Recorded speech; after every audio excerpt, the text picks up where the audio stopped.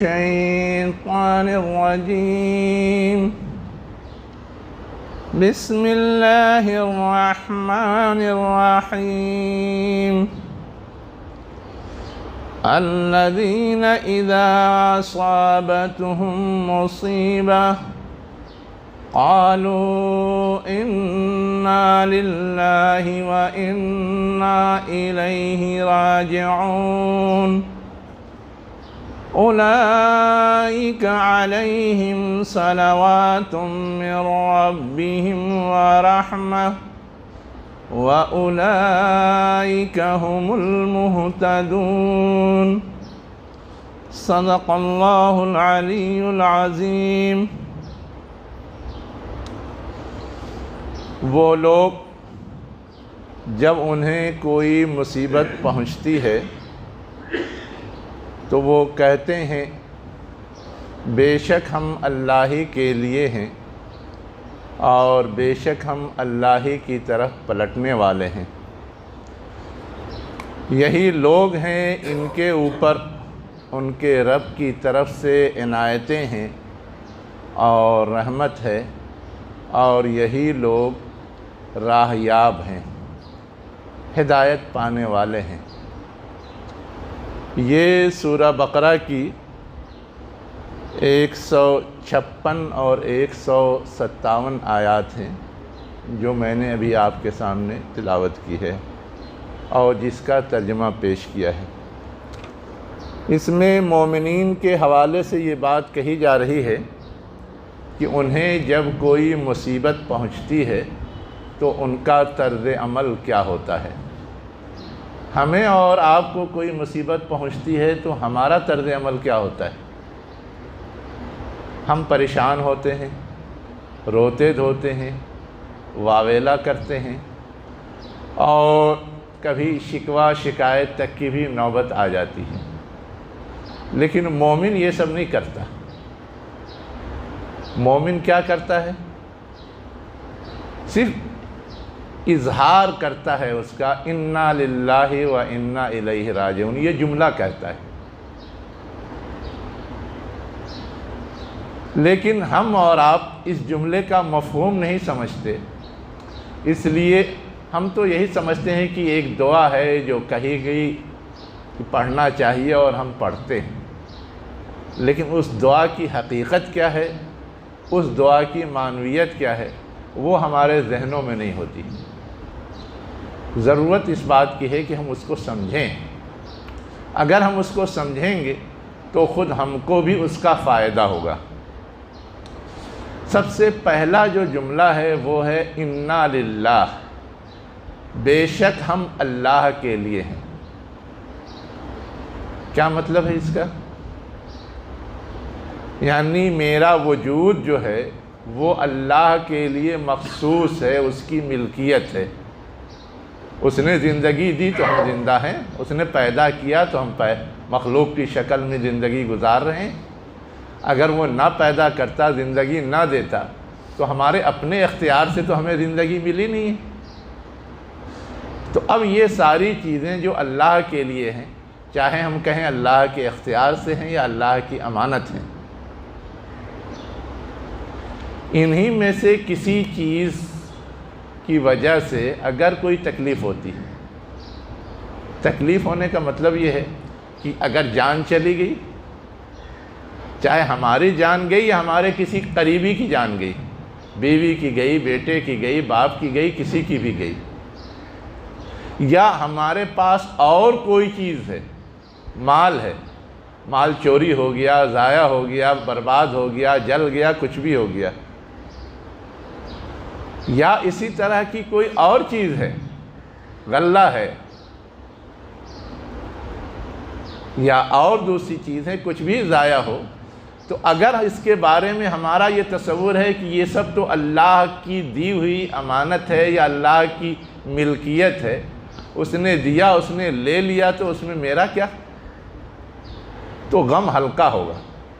ان چیزوں سے یقیناً انسان کو محبت ہوتی ہے، تعلق ہوتا ہے، لیکن اس میں تکلیف اس وقت زیادہ ہوتی ہے جب ہم یہ سمجھتے ہیں کہ یہ میری چیز ہے.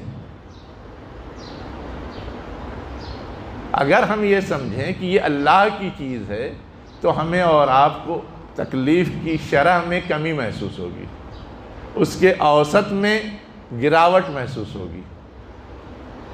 اسی طرح دوسری بات جو اس آیت کے اندر بتائی گئی وہ یہ ہے کہ یہ چیز جو ہم سے چھن گئی ہے وہ چیز عارضی تھی، خود ہم عارضی ہیں۔ کہا گیا اِنَّا اِلَيْهِ راجعون، ہم اللہ کی طرف پلٹنے والے ہیں۔ پلٹنے والے کا مطلب ہے کہ ہم کو بھی مر کر کے اسی کے پاس جانا ہے۔ اب ہم اگر اللہ کی طرف پلٹنے والے ہیں، اس کا مطلب ہمیں بھی ختم ہونا ہے، مٹنا ہے۔ جب ہمیں بھی مٹنا ہے اور ختم ہونا ہے تو یہ ساری چیز جس کے تکلیف میں، درد میں، کرب میں ہم پریشان ہو رہے ہیں، اس کا غم کم ہو جائے گا، اس لیے کہ وہ بھی ہمارے پاس ہمیشہ رہنے والا نہیں۔ جس مال کے گم ہو جانے سے یا ضائع ہو جانے سے ہمیں تکلیف ہوتی ہے، جس بیٹے یا بیوی کے مر جانے پہ ہمیں کوئی تکلیف ہوتی ہے، وہ چیز بھی تو نہ ہمارے ساتھ جانے والی ہے، نہ مال جاتا ہے کسی کے ساتھ، نہ بیوی بچے جاتے ہیں کسی کے ساتھ۔ قیامت کے دن اگر ہم نے صحیح راہ میں خرچ کیا ہے تب تو وہ کچھ کام دیں گے، نہیں کیا ہے تو وہ کام بھی نہیں دینے والے ہیں۔ تو یہ جو دوسرا تصور ہے کہ یہ دنیا کی جتنی چیزیں ہیں سب عارضی ہیں، فانی ہیں، خود ہمارا وجود عارضی ہے اور فانی ہے، تو پھر گویا اس پہ غم کھانے کا کوئی بہت زیادہ فائدہ نہیں ہے، تو غم کا اوسط کم ہو جائے گا، اس کی شرح کم ہو جائے گی۔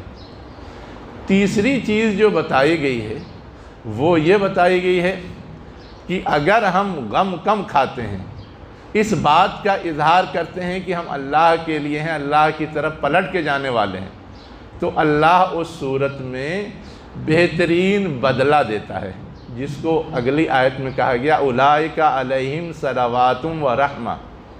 ایسے لوگوں کے لیے کیا ہے؟ اللہ کی طرف سے عنایتیں ہیں اور رحمت ہے۔ ایک چیز نہیں بتائی جا رہی، دو چیزیں، عنایتیں اور رحمت۔ عنایت کا مطلب کیا ہوتا ہے؟ اللہ تعالیٰ نے ہم سے کوئی چیز چھینی ہے تو اس کے بدلے کے طور پر کچھ اور دینے والا ہے۔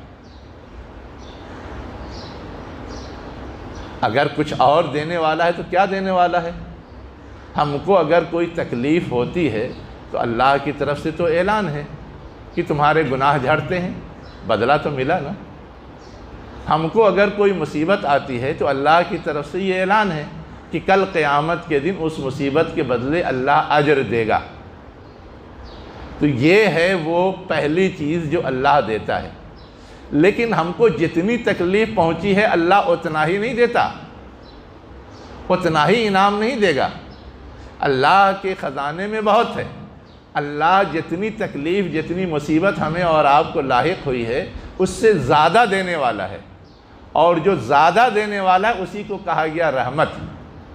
تو اگر ہم کو بدلہ بھی مل رہا ہے اور زیادہ بدلہ مل رہا ہے، اس کا مطلب یہ ہے کہ ہم کو نعم البدل مل رہا ہے، ہم کو گویا ہمارے نقصان سے زیادہ مل رہا ہے۔ تو یہ بھی تو ایک طرح سے غم کو ہلکا کرنے والی چیز ہے، غم کو مٹانے والی چیز ہے۔ یہ دو چیز کے بعد ایک تیسری چیز اور کہی گئی، اولئک ھم المہتدون، وہ بھی ملتا ہے۔ یہی لوگ ہدایت والے ہیں۔ ہدایت والے کا مطلب ان کو ہدایت نصیب ہوئی۔ اب مصیبت میں ہدایت کیا ہے؟ جب مصیبت نازل ہوتی ہے تو انسان کے ذہن، انسان کے تصورات اور خیالات ادھر ادھر بہت بھٹکتے ہیں، ادھر ادھر بہت زیادہ راغب ہوتے ہیں۔ مصیبت اگر کم نہیں ہو رہی ہے، پریشانی اگر دور نہیں ہو رہی ہے تو خیال ہوتا ہے کہ اللہ کے بجائے کسی اور سے رجوع کر کے دیکھا جائے۔ اب اگر اللہ جو اصل مسبب الاسباب ہے، مشکل کشا ہے، اس کو چھوڑ کر کے ہم نے کسی اور سے اگر رجوع کر لیا تو گویا ہم نے غلط راہ اپنا لی، اللہ کا وقار، اللہ کی حیثیت گھٹا دی۔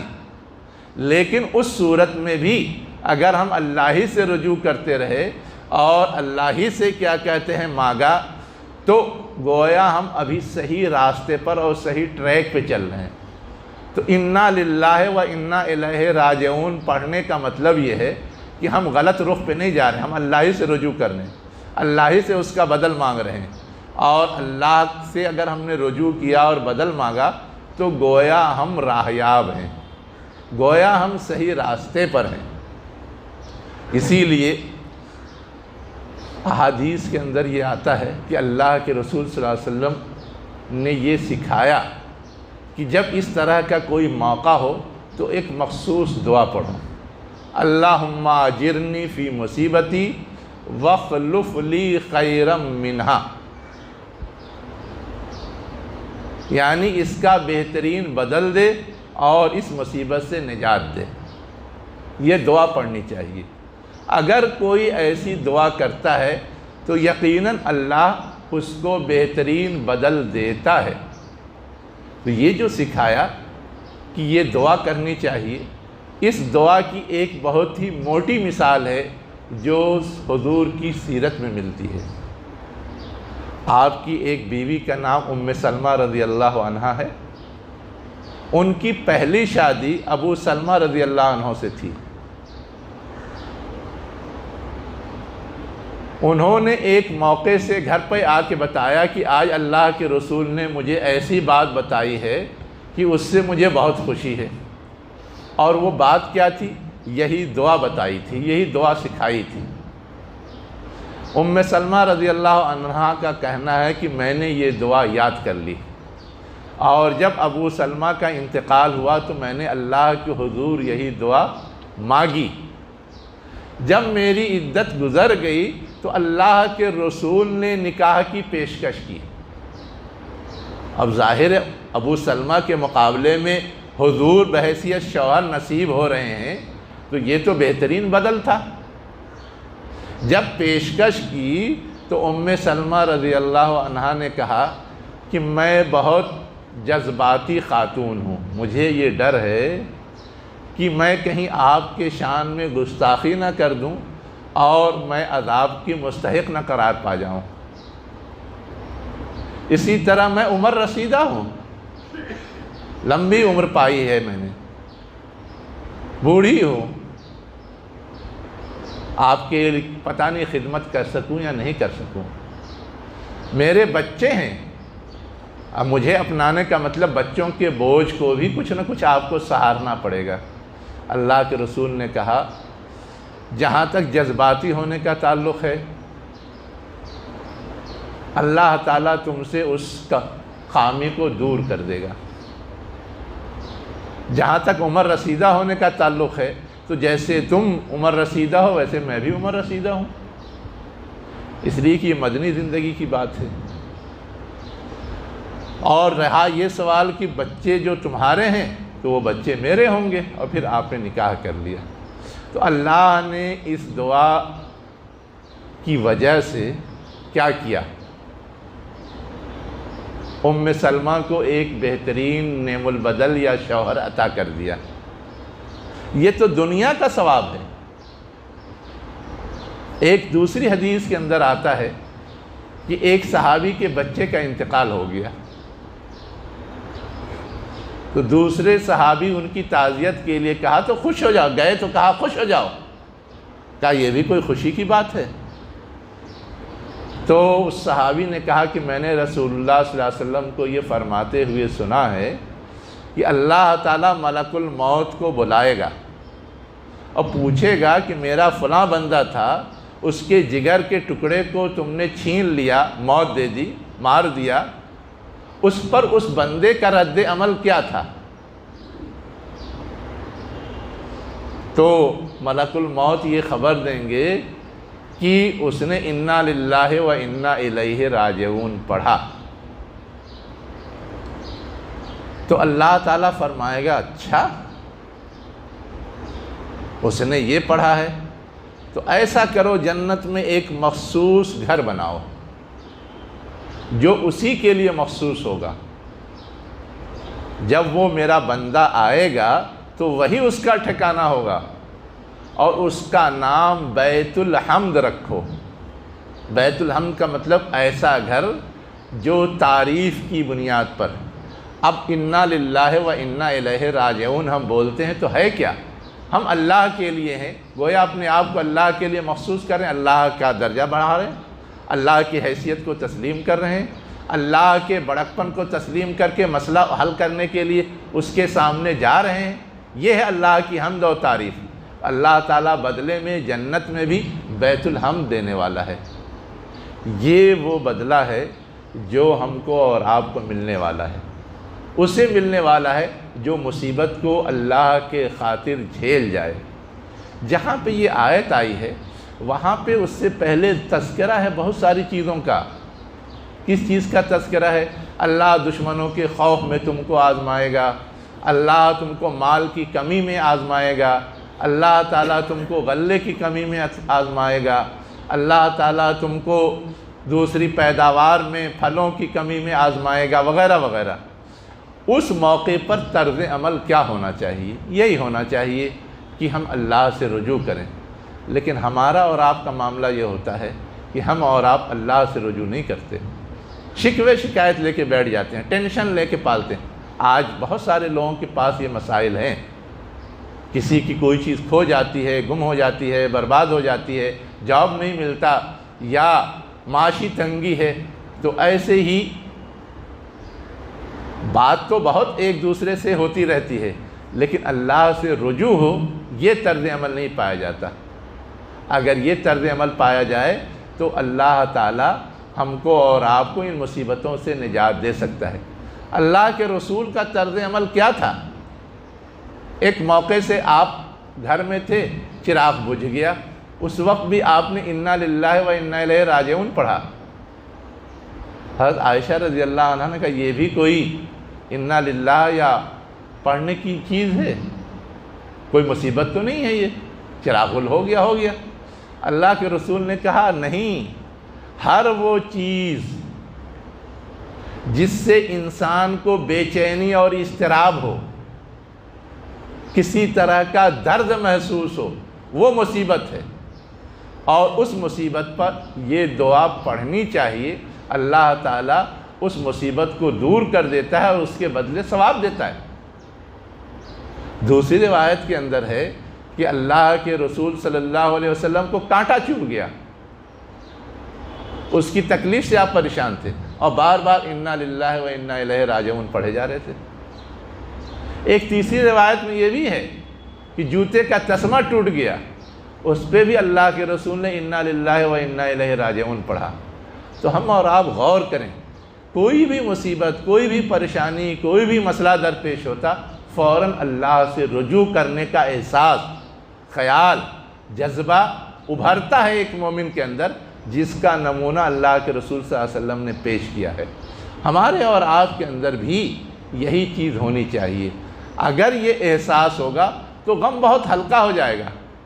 ہم اور آپ تصور نہیں کر سکتے، صحابہ کرام نے جب اس چیز کو اپنا لیا تو کتنا ان کے اندر صبر، کتنا ان کے اندر استقامت پیدا ہو گئی، ہمارے وہم و خیال میں بھی نہیں آ سکتا۔ میں صرف دو واقعہ آپ کو بتاتا ہوں، ایک مرد کا ایک عورت کا۔ مسئلہ تو سب کو پیش آتا ہے۔ ایک صحابیہ تھی ابو طلحہ رضی اللہ عنہ کی بیوی، ان کا بیٹا بیمار ہوا، کچھ کام تھا، ابو طلحہ رضی اللہ عنہ کام پہ باہر چلے گئے اور بیٹے کا انتقال ہو گیا، چھوٹا بچہ تھا۔ اب یہ تھا کہ پتہ نہیں وہ کب واپس آئیں گے، تجہیز تکفین ہو گئی۔ جب وہ واپس آئے تو پوچھا کہ بچے کا کیا حال ہے، تو کہا کہ وہ زیادہ سکون میں ہے۔ اس کے بعد ان کو کھلایا پلایا۔ خود اسی خاتون کی روایت ہے کہ میں بن ٹھن کے تیار ہوئی اور ان کے قریب گئی۔ پھر صبح میں نے ان سے پوچھا کہ یہ بتائیے، اگر کوئی امانت یا عاریت آپ کے پاس رکھے تو اس پر آپ کا حق ہے یا جس کا ہے اس کو لوٹایا جاتا ہے؟ تو کہا نہیں، جس کا ہے اس کو لوٹایا جائے گا۔ تو اللہ کے تو انہوں نے کہا کہ یہ جو بچہ تھا یہ بھی اللہ کی دین تھی، اللہ کی امانت تھی، اللہ کی عاریت تھی، آپ اس پہ صبر کر لیں۔ اللہ نے اسے واپس لے لیا۔ احساس تک شوہر کو نہیں ہونے دیا کہ اتنی بڑی مصیبت ٹوٹی ہے، اتنی بڑی آفت آئی ہے۔ یہ کیسے پیدا ہوا؟ اللہ کے حوالے سے اسی کانسیپٹ اور اسی تصور کی وجہ سے۔ ویسے ہی مشہور صحابی ہیں عبداللہ ابن عمر رضی اللہ عنہ، ان کا ایک بیٹا تھا واقد، اس کا انتقال ہو گیا، تجہیز و تکفین کی، اور اس کے بعد پھر جو معمول کے کام تھے اس میں لگ گئے۔ تو ایک دوسرے صحابی نافع رضی اللہ عنہ نے کہا کہ ابھی بیٹے کو دفن کر کے آئے ہو اور ابھی کام کاج میں لگ گئے؟ تو انہوں نے کیا کہا؟ انہوں نے کہا کہ مشیت ایزدی کا جو فیصلہ تھا وہ تو ہو چکا، اب اس کے نتائج کے سلسلے میں اپنے ذہن کو پریشان کر کے کوئی چیز حاصل ہونے والی نہیں، اس لیے جو ہمارے اوپر روز مرہ کی ڈیوٹی ہے، فرائض ہیں، ذمہ داریاں ہیں، اس کو پورا کرنے سے ہم کیوں کوتاہی کریں؟ ہمیں اس کو انجام دیتے رہنا چاہیے۔ یہ صبر ان کو کہاں سے ملا؟ یہ حوصلہ ان کو کہاں سے ملا؟ اسی احساس سے جو انا للہ و انا الیہ راجعون سے پیدا ہوتا ہے۔ تو اگر ہم اس کا یہ مفہوم سمجھیں کہ ہماری اپنی کوئی چیز ہے نہیں، اللہ کی چیز تھی واپس چلی گئی، اگر ہم اس کا یہ مفہوم سمجھیں کہ دنیا کی ہر چیز عارضی اور فانی ہے، تو اس کے ختم ہونے پہ بہت زیادہ پریشان ہونے کی ضرورت نہیں ہے۔ اگر ہم یہ مفہوم سمجھیں کہ اللہ تعالیٰ اس کا بہترین بدل دے سکتا ہے، دیتا بھی ہے، تو بھی ہماری پریشانی کم ہو جائے گی۔ تو یہ تین پہلو ہیں جو صرف اس ایک جملے میں سکھائے گئے ہیں۔ اگر یہ احساس اور شعور ہمارے ذہنوں میں پیدا ہو جائے تو اللہ ہم سے بھی ہماری مصیبتوں کے بوجھ کو کم کر دے گا۔ اللہ مجھے بھی ہر مصیبت سے محفوظ رکھے اور ہر غم میں اپنا سہارا دیتا رہے۔ وآخر دعوانا ان الحمد للہ رب العالمین۔